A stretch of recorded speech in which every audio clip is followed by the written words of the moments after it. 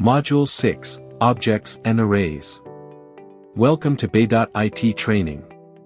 In Module 6, we'll explore objects and arrays in JavaScript.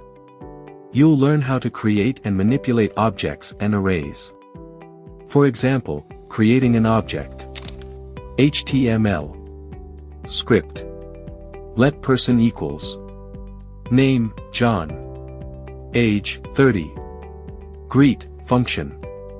Console.log, hello, plus this.name. Person.greet. /script. And manipulating an array. HTML.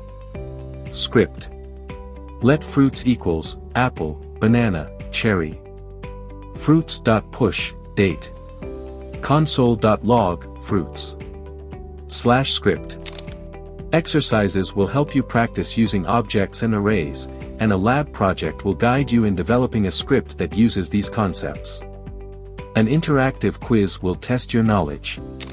By the end of this module, you'll be proficient in creating and manipulating objects and arrays in JavaScript. Let's dive into objects and arrays.